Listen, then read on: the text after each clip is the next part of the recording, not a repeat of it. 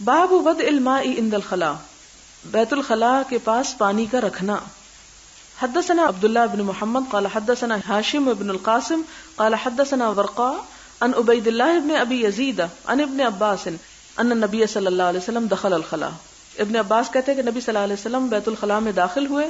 فوضعت له وضوءا، تو میں نے آپ کے لیے وضو کا پانی رکھا. ایک وضو ہوتا ہے واو کے پیش کے ساتھ، اور یہاں آپ دیکھ رہے ہیں کہ ودو ہے واو کے زبر کے ساتھ. ودو کہتے ہیں وضو کا پانی، یعنی وہ برتن جس کے پانی سے وضو کیا جاتا ہے، کہ میں نے آپ کے پاس پانی لا کے رکھا. قال من وضع ھذا، آپ نے پوچھا یہ کس نے رکھا ہے. اس کا یہ نہیں مطلب کہ آپ بیٹھ چکے تھے تو پھر پانی لا کے رکھا، یعنی آپ نے ارادہ کیا کہ میں بیت الخلاء جاتا ہوں. عبداللہ بن عباس کو پتا چلا تو انہوں نے کیا کیا، نیکی کمانے کے لیے پہلے ہی جا کے پانی رکھ دیا وہاں. جب آپ وہاں گئے تو آپ نے پوچھا یہ کس نے رکھا ہے پانی. فاخبر، آپ کو بتایا گیا. آپ نے دعا دی. فقال اللہم فقہہ فی الدین، کہ اللہ اس کو دین کی سمجھ بوجھ عطا کر. یعنی اس سے کیا پتہ چلتا ہے کہ جب انسان کسی دوسرے کے ساتھ بھلائی کرتا ہے تو دوسرے کی دعائیں لیتا ہے، اور نیکی کے کام صرف ایسے ہی نہیں ہوتے، اس کے لیے ادب اور خدمت اور احترام لازمی ہوتا ہے. ابن عباس جو بہت بڑے قرآن کے عالم تھے، وہ آپ کی دعا ہی کے نتیجے میں تھے. اب آپ دیکھیں کہ ان کی سوچ سمجھ اور ان کی توجہ صرف اس بات پر نہیں تھی کہ حضور صلی اللہ علیہ وسلم نے کیا سنایا اور میں وہ لکھ لوں اور یاد کر لوں، اور نہیں، اس پر بھی تھی کہ آپ کی ضروریات کیا ہے. اور ضروریات تو بہت سی ہو سکتی ہیں، لیکن آپ دیکھیں کہ اس ضرورت تک کو پورا کرنا کسی کی کہنے کو تو ایک بڑی مایوب سی بات ہے اور ایک بڑی فضول سی بات لگتی ہے بظاہر، لیکن یہ ابن عباس کے سمجھدار ہونے پر دلیل تھی. اور یہی وجہ ہے کہ بڑے بڑے صحابہ کرام جو عمر میں بھی ان سے بڑے تھے، ان سے آ کے مسائل پوچھا کرتے تھے. یعنی علم میں ان کا مرتبہ کہیں بڑا تھا، اور یہ علم کا مرتبہ صرف علم کے یاد کر لینے سے نہیں ان کو ملا، اس ادب و احترام اور خدمت کے صلے میں. باب لا تستقبل القبلۃ ببول ولا غائط، قبلے کی طرف منہ نہ کیا جائے پیشاب کرتے وقت اور غائط رفع حاجت کے وقت. الا مگر عند البناء، کسی عمارت کے پاس، جدار دیوار ہو او نحوی، یا اسی قسم کی کوئی چیز ہو. یعنی اگر کوئی شخص کسی میدان میں بیت الخلاء بنائے ہوئے ہے یا وہاں اپنی حاجت پوری کر رہا ہے، جیسے گاؤں وغیرہ میں لوگ باہر نکل جاتے ہیں، تو اس موقع پر جس طرح منہ کر کے نماز پڑھتا ادھر نہ منہ کرے. لیکن اگر وہ کسی کمرے میں ہے، جیسے ہمارے ہاں بند ٹوائلٹس ہوتے ہیں، اور اس میں پاکستان میں تو ایسا مسئلہ نہیں ہوتا، بعض اوقات آپ ٹرین پر ہوتے ہیں، بعض اوقات جہاز میں ہوتے ہیں، بعض اوقات آپ کسی ایسے ملک میں ہوتے ہیں جو مسلمانوں کا نہیں، اور ان کے ٹوائلٹس عین اس طرف بنے ہوئے ہوتے ہیں جس طرف قبلے کا رخ ہے. تو اس میں یہ نہیں کہ آپ نہیں جا سکتے، یا آپ کہیں کہ اب میں تو باتھ روم ہی نہیں جاتا، اس کا تو منہ اس طرف ہے، اور کھڑے ہو جائیں آپ. نہیں، ایسے اگر وہ صحرا کے علاوہ کسی عمارت کے اندر ہے ٹوائلٹ بنا ہوا اور اس میں رخ قبلے کی طرف بھی ہے تو کوئی حرج نہیں. یعنی ویسے تو احتیاطاً ہمیں اندر بھی ایسا نہیں بنانا چاہیے، لیکن اگر کسی نے بنا دیا ہے یا مجبوری ہے، بعض اوقات بلڈنگ بناتے ہوئے آپ دیکھیں کہ اگر آپ اس طرف کموڈ کا رخ نہیں کرتے تو بعض اوقات بہت ساری جگہ ویسٹ ہوتی ہے، یا کوئی اور مسئلہ ہو جاتا ہے، تعمیری اس میں پرابلم آ جاتا ہے، تعمیراتی کوئی مسئلہ یا پانی کے اخراج کا کوئی مسئلہ ہوتا ہے. تو ایسی صورت میں اگر مجبوراً ادھر بھی بنانا پڑے تو بنا سکتے ہیں. کیوں؟ کیونکہ دیوار ہے سامنے. لیکن دیوار نہ ہو، جیسے آپ دیکھیں نمازی کے آگے سے آپ نہیں گزر سکتے، لیکن اگر اس کے آگے کوئی آڑ رکھ دے تو آپ گزر سکتے ہیں. یہی حکم ہے کہ باتھ روم اگر دیوار کے پیچھے ہو اور قبلہ سامنے بھی ہو تو کوئی حرج نہیں، لیکن میدان میں جبکہ کوئی آڑ سامنے نہیں تو پھر قبلے کی طرف منہ نہ کریں. حدثنا آدم قال حدثنا ابن ابي ذئب قال حدثنا الزهري عن عطاء بن يزيد الليثي عن ابي ايوب الانصاري قال قال رسول الله صلى الله عليه وسلم اذا اتى احدكم الغائط، جب تم میں سے کوئی اپنی رفع حاجت کو آئے، فلا يستقبل القبلہ، نہ قبلے کو منہ کرے، ولا يولها ظهره، اور نہ اس کی طرف پیٹھ کرے. شرقوا وغربوا، یا مشرق کی طرف منہ کر لو یا مغرب کی طرف، کیونکہ مدینہ سے مکہ جو تھا جنوب کی طرف تھا اور مدینہ شمال کی طرف. باب من تبرز علی لبنتین، دو اینٹوں پر بیٹھ کر رفع حاجت کرنا، کیا اس کی اجازت ہے؟ یعنی کموڈ وغیرہ یوز کرنے کی یا ان چیزوں کی اجازت ہے؟ ایسا کیا جا سکتا ہے؟ اور میں کبھی کبھی سوچتی ہوں اتنی ڈیٹیلز کی ضرورت کیا تھی، تو پھر مجھے خیال آتا ہے کہ لوگ انہی مسائل میں بہت بال کی کھال اتارتے، یہ حلال ہے، یہ حرام ہے، یہ جائز ہے، یہ ناجائز ہے، ایسا کر سکتے ایسا نہیں کر سکتے، اس پہ کیوں بیٹھ گئے، یہ بدعتی ہو گیا، یہ فلانا ہو گیا. اس لیے اتنا کھول کھول کے ایک ایک بات کو بتا دیا گیا کہ سب شک نکل جائیں.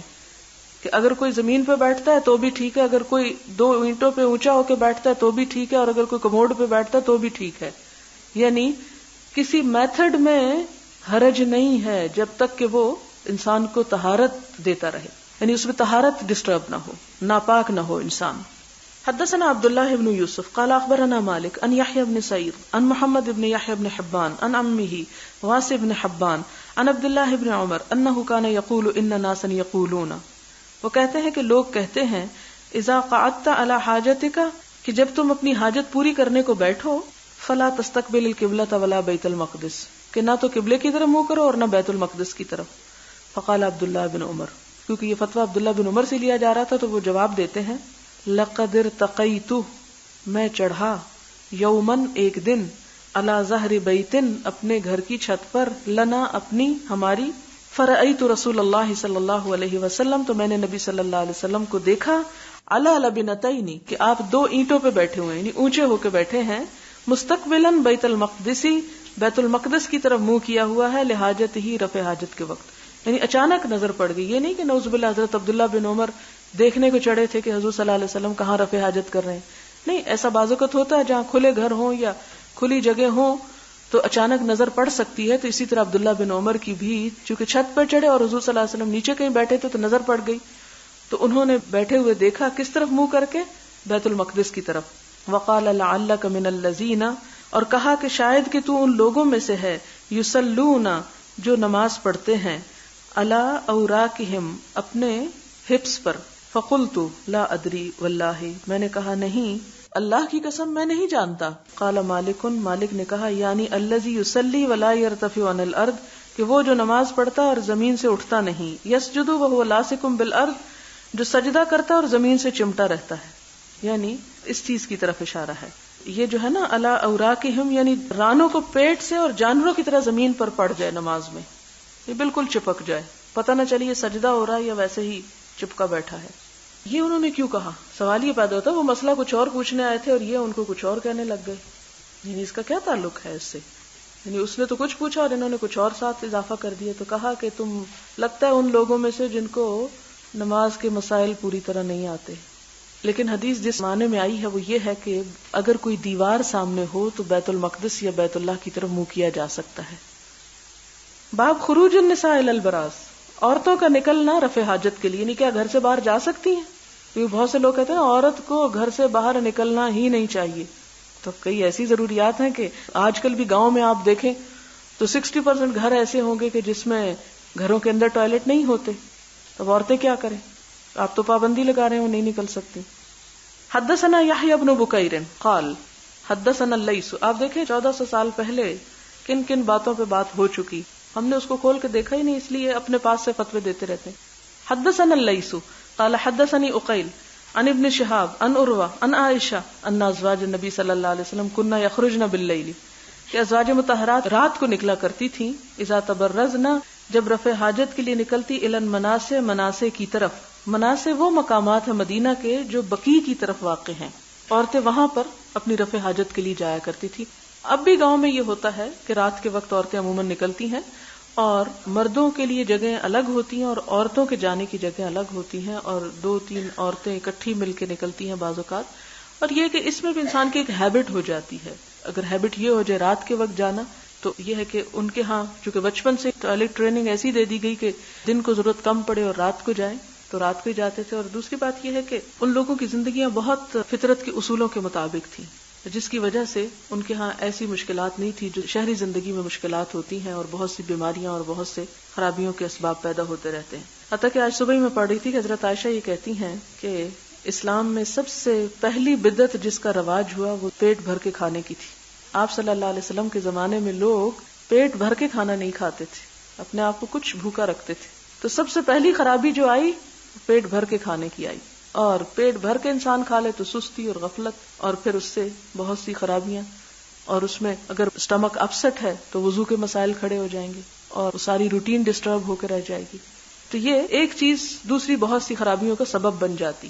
لیکن حضور صلی اللہ علیہ وسلم کے زمانے میں یہاں تک لوگوں کی ٹریننگ تھی کہ کھانا کس طرح ہے اور کتنا کھانا ہے کہ جس سے وہ چاقو چوبند رہ سکیں. اور اب تو ہم صرف کھانے پینے کو ہی رہ گئے ہیں. سب انجوائمنٹ جو ہے وہ کھانے پینے کے ارد گرد ہی گھومتی ہے. ان عروۃ عن عائشہ ان ازواج النبی صلی اللہ علیہ وسلم کن یخرجن باللیل اذا تبرزن، یعنی جب رفع حاجت کو جاتی، برزہ کا مطلب ہوتا ہے رفع حاجت کے لیے نکلنا، الی المناصع، مناصع کی طرف، وہو سعید، اور وہ اونچا علاقہ ہے، افیح یعنی کھلا میدان ہے، یعنی اونچا کھلا میدان ہے، دور کا علاقہ. فکان عمر یقول للنبی صلی اللہ علیہ وسلم، یعنی جب عورتیں رات کو جاتی تو عمر رضی اللہ تعالیٰ عنہ کو اچھا نہ لگتا، وہ آپ صلی اللہ علیہ وسلم کو کہتے یا رسول اللہ احجب نساءک، اپنی عورتوں کو پردہ کروائیں. فلم یکن رسول اللہ صلی اللہ علیہ وسلم یفعل، لیکن آپ صلی اللہ علیہ وسلم ایسا کرنے کا حکم نہیں دیتے تھے کیونکہ اللہ کی طرف سے حکم نہیں آیا تھا. فخرجت سودۃ بنت زمعہ، تو ایک دفعہ حضرت سودا اپنے گھر سے نکلی، زوج النبی صلی اللہ علیہ وسلم، لیلۃ من اللیالی، راتوں میں سے ایک رات کو نکلی گھر سے، عشاء عشاء کے وقت، اکیلی ہوں گی. وکانت امرأۃ طویلہ، اور لمبی عورت تھی، یعنی لمبے قد کی تھی. فناداہا عمر، حضرت عمر نے دیکھ لیا ان کو راستے میں تو آواز دی، الا قد عرفناک یا سودا، سودا ہم نے تجھے پہچان لیا، تم جا رہی ہو.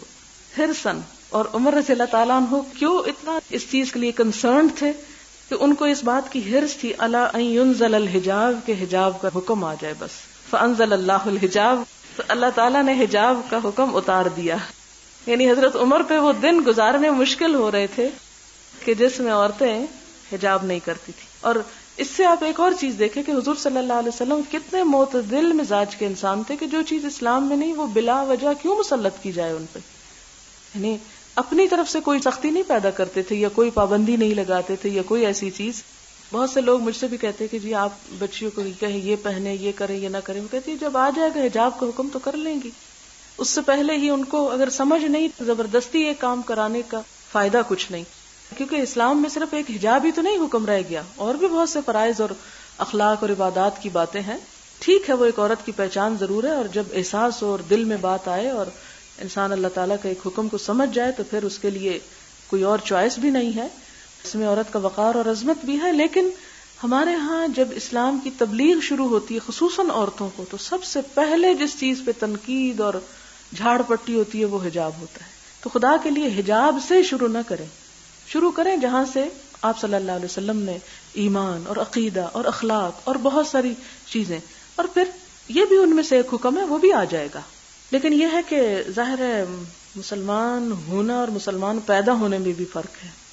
مسلمان ہونا اور پیدا ہونا، یعنی پیدا ہونے سے مراد یہ ہے کہ ایک مسلمان گھر میں پیدا ہو اور ایک بچی کہے کہ نہیں جب تک میں وہ فلاں صورت نہیں پڑھوں گی تو میں نہیں عمل کروں گی، یہ پھر ایسی پابندی اور ایسی بات بھی نہیں کرنی چاہیے. اب مسلمان پیدا ہو، اور مسلمان ماؤں کا فرض کیا ہے کہ اپنی بچیوں کو شروع سے ہی شرم و حیا کی بات سکھائیں، کیونکہ بہرحال ایک مسلمان اور ایک غیر مسلمان عورت میں بہت بڑی حد فاصل ہے. سب سے بڑی پہچان ہے لا الہ الا اللہ، تو زبان سے پڑھا جاتا ہے نا اور دل میں ہے، لیکن ظاہر میں کس سے معاملہ کیا جائے گا؟ کسی پہچان سے. بہرحال آگے حدثنا زکریا قال حدثنا ابو اسامہ عن ہشام بن عروہ عن ابیہ عن عائشہ ان النبی صلی اللہ علیہ وسلم قال قد اذن ان تخرجن فی حاجاتکن، کہ نبی صلی اللہ علیہ وسلم نے فرمایا کہ عورتوں تم کو اجازت دی گئی ہے کہ اپنی حاجتوں کے لیے نکلو، یعنی عورتوں کو گھر سے باہر نکلنے کی اجازت ہے اپنی ضروریات پوری کرنے کے لیے، حاجات کے لیے. قال ہشام بن عروہ کہتے ہیں کہ اس سے مراد آپ کی یعنی البراز، حاجت سے مراد خاص رفع حاجت کی طرف اشارہ ہے، یعنی اس حاجت کے لیے بھی عورت نکل سکتی ہے. حاجات میں سب حاجتیں آ جاتی ہیں لیکن یہ بھی شامل ہے. باب التبرز فی البیوت، کہ اگر کوئی باہر نہیں جاتا گھر میں ٹوائلٹ بنا لیتا، کیا اس کی اجازت ہے؟ حدثني ابراہیم بن المنذر قال حدثنا انس بن ایاز عن عبید اللہ عن محمد بن یحیی بن حبان عن واسع بن حبان عن عبد اللہ بن عمر قال ارتقیت فوق ظہر بیت حفصہ، میں نے اوپر چڑھ کے دیکھا حضرت حفصہ کے گھر کی چھت پر، لباس حاجتی، اپنی کوئی حاجت پوری کرنی، میں اپنے کسی کام سے گیا تھا اوپر کسی چھت پہ، اور وہ چھت کس کی تھی؟ حضرت حفصہ کے کمرے کی چھت تھی. فرأیت رسول اللہ صلی اللہ علیہ وسلم، تو میں نے دیکھا کہ آپ صلی اللہ علیہ وسلم یقضی حاجتہ، اپنی حاجت پوری کر رہے ہیں، رفع حاجت کر رہے ہیں، مستدبر القبلۃ، قبلے کی طرف پیٹھ کر کے، مستقبل الشام، بیت المقدس کی طرف منہ کر کے. یہ وہی حدیث ہے جو پہلے گزر چکی حضرت عبداللہ بن عمر کی. شام اس میں فلسطین ہے نا، اور اس میں بیت المقدس ہے، اس کی طرف اشارہ ہے، یعنی بیت المقدس کی طرف منہ تھا، قبلے کی طرف پیٹھ تھی. اب ایک حدیث میں آتا ہے کہ آپ نے منع کیا، وہ منع کہاں ہے؟ صحرا میں منع ہے، اور آپ کا عمل اس کے خلاف، یہ نہیں کہ کنٹراڈکشن ہے کوئی، مراد اس سے یہ ہے کہ آپ صلی اللہ علیہ وسلم نے گھر کے اندر اگر کوئی ٹوائلٹ استعمال کرتا ہے یا بناتا ہے تو اس میں اس چیز کی اجازت دی ہے کہ وہ قبلے کی طرف پیٹ کر لے. حدثنا یعقوب بن ابراہیم قال حدثنا یزید بن ہارون قال اخبرنا یحیی عن محمد بن یحیی بن حبان ان عمه واسع بن حبان اخبره ان عبد الله بن عمر اخبره قال لقد ظهرت ذات يوم على ظهر بيتنا فرأيت رسول الله صلی اللہ علیہ وسلم قاعدا على لبنتين مستقبل بیت المقدس. یہ حدیث گزر چکی ہے. باب الاستنجاء بالماء، پانی کے ساتھ استنجا کرنا، کیا اس کی اجازت ہے؟ اچھا اب آپ دیکھیں، آپ کہیں گے کہ یہ آپ کیا کہہ رہی ہے، اجازت ہے کہ نہیں؟ دین صرف ہمارے لیے نہیں ہے، دین ہر طبقے کے لیے ہے، ہر طرح کے لوگوں کے لیے. اور چونکہ آپ صلی اللہ علیہ وسلم نے دونوں طرح طہارت کی، پانی سے بھی کی، مٹی کے ساتھ بھی کی، تو اب یہ ہے کہ ان میں سے کوئی ایک یا دوسرا طریقہ اختیار کرتا تو کیا ایسا کر سکتا ہے؟ یعنی کیا صرف پانی استعمال کر سکتا ہے اگر وہ مٹی نہیں استعمال کرتا؟ یا آج کے دور میں کوئی ٹیشو پیپر نہیں ہے کسی کے پاس تو کیا صرف پانی سے طہارت ہو سکتی ہے، یا مٹی کا استعمال کرنا یا ٹیشو کا استعمال کرنا ضروری ہے؟ حدثنا ابو الولید ہشام بن عبد الملک قال حدثنا شعبۃ عن ابی معاذ واسمه عطاء بن ابی میمونۃ قال سمعت انس بن مالک یقول كان النبي صلی اللہ علیہ وسلم اذا خرج لحاجته، کہ نبی صلی اللہ علیہ وسلم جب اپنی حاجت کے لیے نکلتے، اجیء انا، تو میں آ جاتا، وغلام، اور ایک غلام، معنا، ہمارے ساتھ، یعنی ایک اور لڑکا اور میں دونوں ساتھ چل پڑتے. کس کے ساتھ؟ اداوۃ من ماء، پانی کا ڈول لے کر، یعنی آپ جاتے اور ہم آپ کا پانی اٹھا کے ساتھ لے جاتے. یعنی یستنجی بھی، کہ آپ اس کے ساتھ استنجا کرتے، جس سے یہ پتہ چلتا ہے کہ صرف پانی سے بھی طہارت ہو سکتی ہے، مٹی یا کسی اور چیز کا استعمال کرنا شرط نہیں. اگرچہ بہتر ہے کہ انسان براہ راست کسی غلاظت کو ہاتھ نہ لگائے، لیکن اگر مجبوری ہو اور کوئی طریقہ نہ ہو تو ڈائریکٹ پانی بھی یوز کیا جا سکتا ہے. باب من حمل معه الماء لطهوره، وقال ابو الدرداء الیس فیکم صاحب النعلین والطہور والوساد. باب طہارت کے لیے پانی کا ساتھ لے چلنا، لطہور ہی یعنی طہارت کے لیے. اور ابو الدرداء کہتے ہیں الیس فیکم، کیا نہیں ہے تم میں، صاحب النعلین، جوتیوں کا اٹھانے والا، والطہور اور پانی اٹھانے والا، والوساد اور تکیہ اٹھانے والا. تمہارے درمیان وہ شخص موجود ہے جو آپ صلی اللہ علیہ وسلم کے وضو کا پانی اٹھاتا تھا، آپ کے جوتے اٹھا کے لے جاتا تھا، اور آپ کا تکیہ بھی اٹھا کے ساتھ رکھتا تھا. یعنی جب آپ کبھی سفر میں ہوتے تو آپ کی یہ ضروریات پوری کرتا. اور یہ کوئی عام انسان نہیں تھے، بہت بڑے عالم عبداللہ بن مسعود تھے. یعنی علم یہ نہیں انسان کو سکھاتا کہ انسان اپنے سے کسی بڑے کا ادب نہ کرے، یا طالب علم کے لیے یہ نہیں کہ وہ سمجھے کہ کتاب پڑھنا ہی ایک بہت بڑا کارنامہ ہے، بلکہ استاد کی یا کسی اور کی ایسی ضروریات پوری کرنا جو ہے وہ بھی بہت باعث اجر ہے. جس میں ابو الدرداء عبداللہ بن مسعود کا نام لینے کی بجائے کیا کرتے ہیں، انہیں صاحب النعلین والطہور والوساد کہتے ہیں، کہ ان کی پہچان یہ ہو گئی تھی کہ جب حضور صلی اللہ علیہ وسلم کہیں جاتے، ان کا تکیہ اٹھا کے ساتھ، ان کے جوتے اٹھا کے ساتھ، اور ان کے وضو کا پانی اٹھا کے ساتھ ہوتے تھے. یعنی ان ضروریات کا وہ خیال رکھتے تھے. حدثنا سلیمان بن حرب قال حدثنا شعبہ عن ابی معاذ هو عطاء بن ابی میمونۃ قال سمعت انسا یقول كان رسول اللہ صلی اللہ علیہ وسلم اذا خرج لحاجته تبعته انا وغلام منا. اور یہ کام صرف عبداللہ بن مسعود نہیں، حضرت انس بھی کرتے ہیں. حضرت انس یہاں بیان کرتے ہیں کہ آپ صلی اللہ علیہ وسلم جب اپنی کسی حاجت کے لیے نکلتے تو میں آپ کے پیچھے جاتا، اور میرے ساتھ ایک اور لڑکا بھی ہوتا تھا، اور یہ شاید یہ لڑکے اس وقت عبداللہ بن مسعود ہی ہوں. معنا اداوۃ من ماء، ہمارے ساتھ پانی کا ایک ڈول ہوتا تھا، اور ہم کیا کرتے تھے، آپ کے لیے پانی اٹھا کے ساتھ لے جاتے.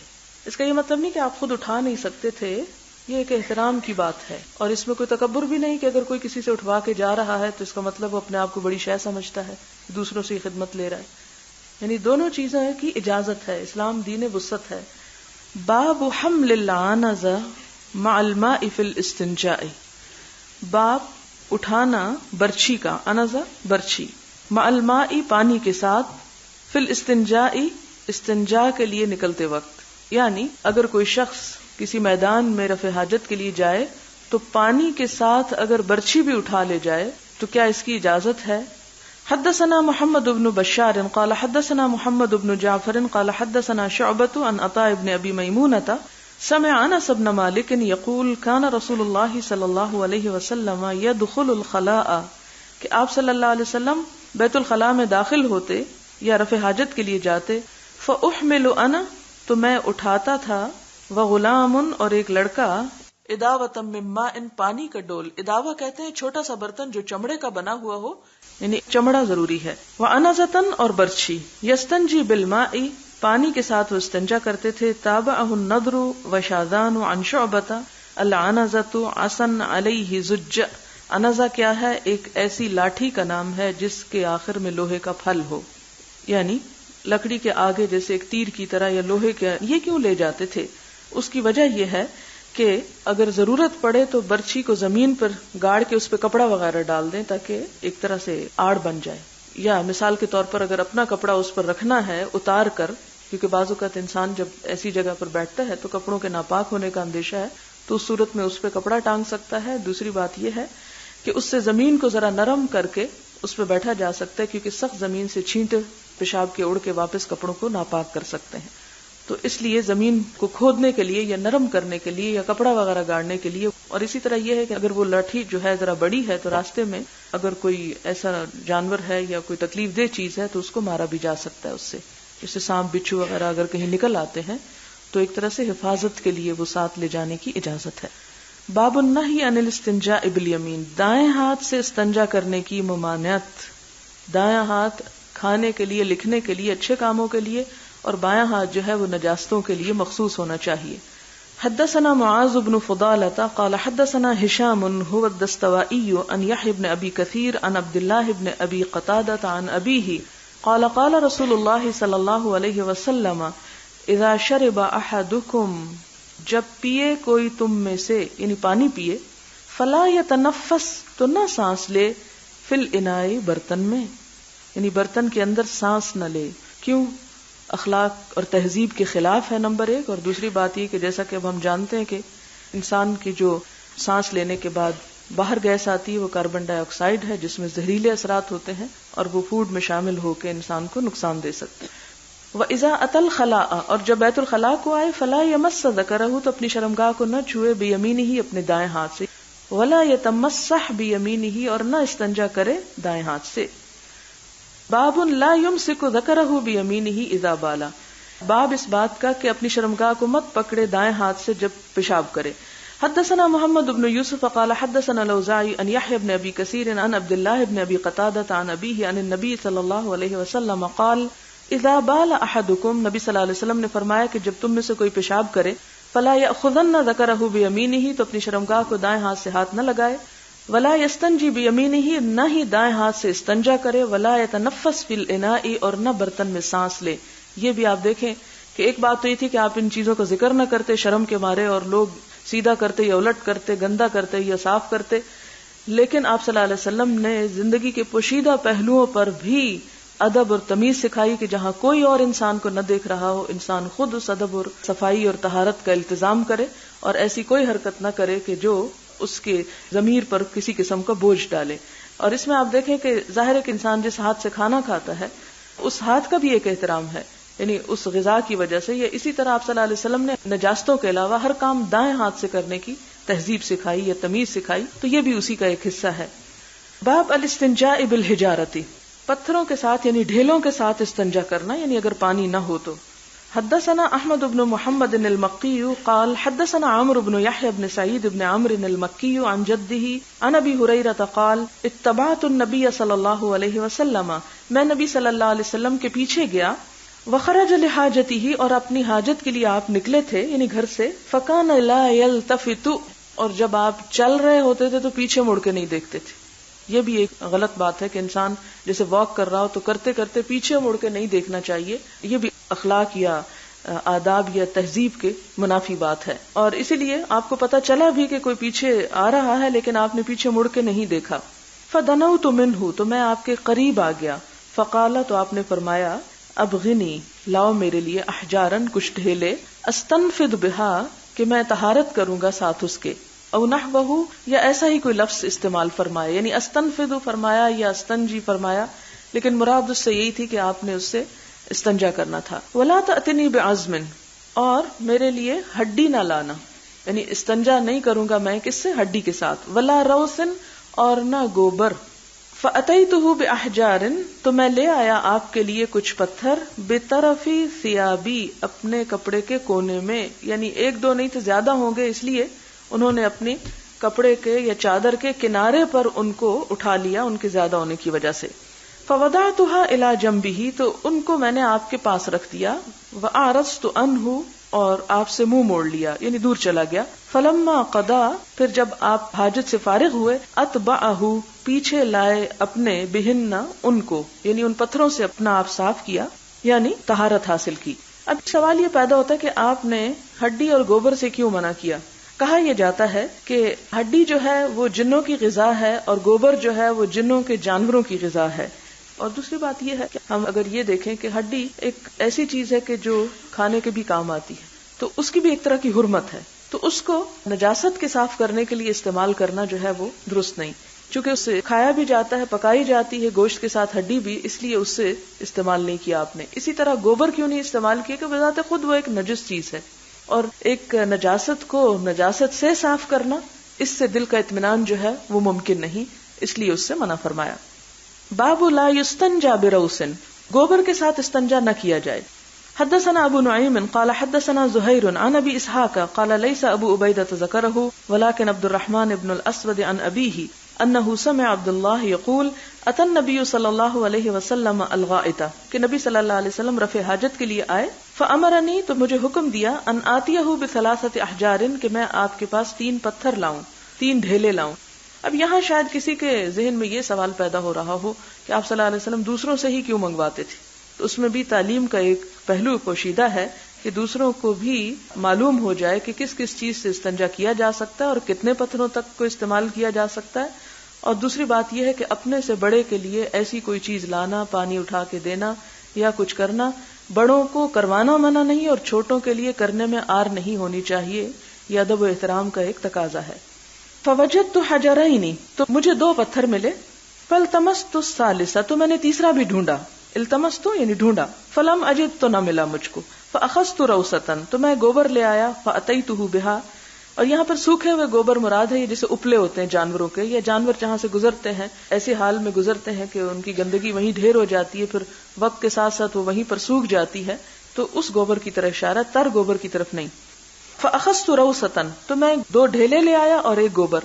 فاتیتہ بها، تو آپ کے پاس ان کو لایا. فاخذ الحجرین، تو آپ نے 2 پتھر لے لیے.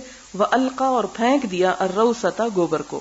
وقال، اور فرمایا. ھذا رکس، یہ نجس ہے. جیسے پہلے بھی میں نے عرض کیا کہ گوبر سے طہارت نہ کرنے کی وجہ کیا تھی کہ وہ نجس، ناپاک ہے. وقال ابراہیم ابن یوسف عن ابی اسحاق حدثني عبد الرحمن. باب الوضوء مرتن مرتن، ایک بار وضو کرنا، یعنی وضو میں صرف ایک مرتبہ اعضاء کا دھونا. حدثنا محمد بن یوسف قال حدثنا سفیان عن زید بن اسلم عن عطاء بن یسار عن ابن عباس. ابن عباس روایت کرتے ہیں قال تودع النبی، وضو کیا نبی صلی اللہ علیہ وسلم نے، مرتن مرتن، ایک بار. اس سے کیا پتہ چلتا ہے کہ 1 مرتبہ وضو کرنے سے بھی، 1 دفعہ دھونے سے بھی وضو کا فرض ادا ہو جاتا ہے. باب الوضوء مرتين مرتين، 2 دفعہ دھونا. حدثنا الحسين بن عيسى قال حدثنا يونس بن محمد قال حدثنا فليح بن سليمان عن عبد الله بن ابي بكر بن عمرو بن حزم عن عباد بن تميم عن عبد الله بن زيد ان النبي صلى الله عليه وسلم، کہ نبی صلی اللہ علیہ وسلم نے توضأ، وضو کیا، مرتين مرتين، 2 مرتبہ، 2 بار، یعنی اس سے جواز نکلتا ہے. 1 مرتبہ بھی دھویا، 2 مرتبہ بھی دھویا.